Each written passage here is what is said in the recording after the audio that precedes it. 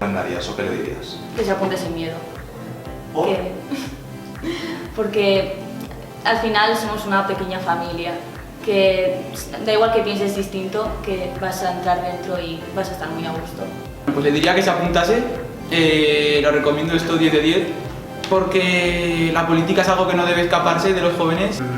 Que va a ser una experiencia inolvidable, que le va a aportar muchas cosas bastante buenas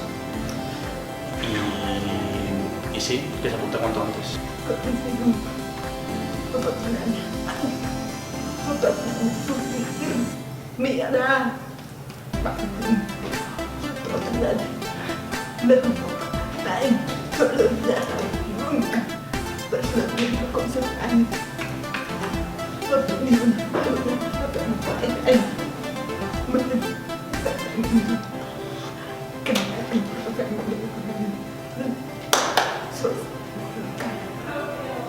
Lo importante es la ilusión y ganas de trabajar.